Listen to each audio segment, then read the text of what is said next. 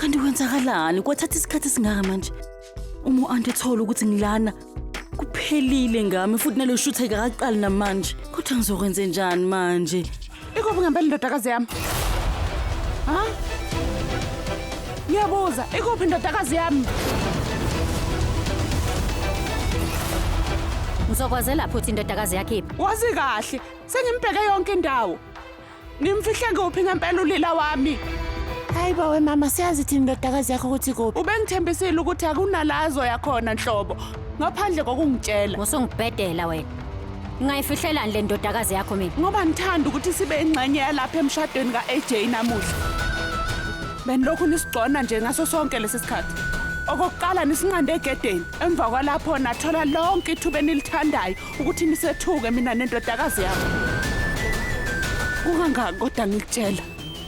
Size lapha nje ukuzobusisa unkosikazi ka-AJ wakusasa kuphela. Kungani ungafuni ukusikholwa kulokho ngempela? Manje ke uzuvele wanyamalalisa indodakazi yami. Lalela.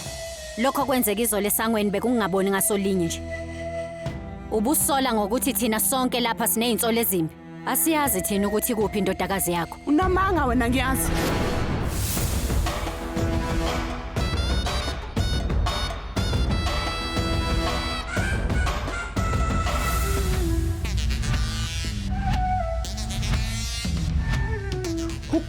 Ukuphi usalunku kuphi? Ifoni yakhe isivaliwe la ngimdinga khona. Bese isiphi isidingo sasalunke sokuthi angigqokise njengoweta? Kumele kube khona engikwenzayo manje.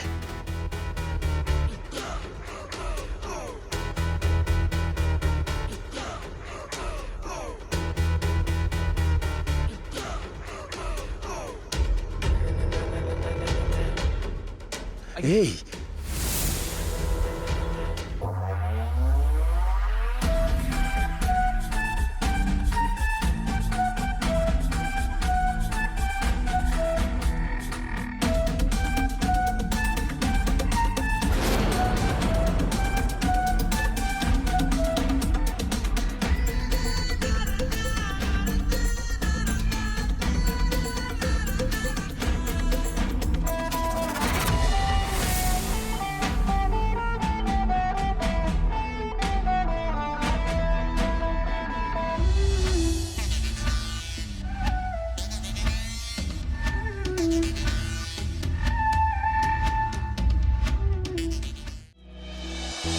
Lila.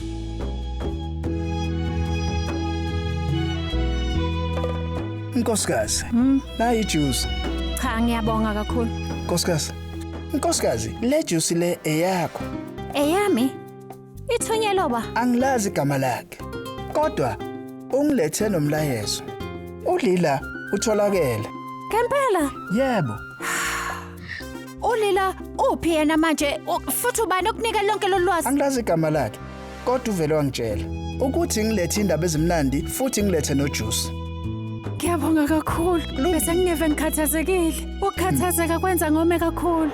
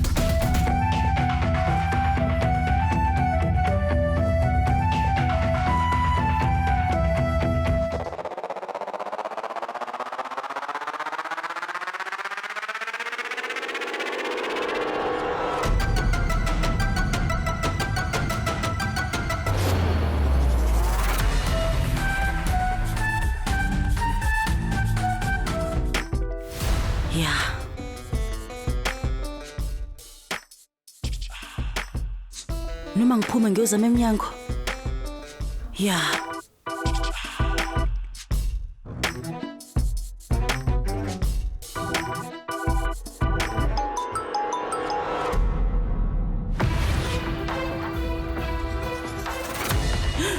Rivati, ayibo imakancane. Ukuphi njengamanje? Ubani wena futhi umenza nosisi wami? Angamlimazo kwamanje. Kodwa uma mina wena nawe singabambisani, ngingase ngimlimaze. Ima, ngicela uhlisa umoya bandla. Ngiyakuzwa impela uthi ufuna imali kodwa asinayo imali eningi esingakunikeza yona. Ngiyacela bandla, ngicela utetele usisi wami, ngiyakuncenga. Thula! Ungaphuthelwa ukuzibophezela ngo7 ntambama njalo ngomsombuluko kuya kuLesihlanu on yours truly zizonke sisonke DStv channel 169.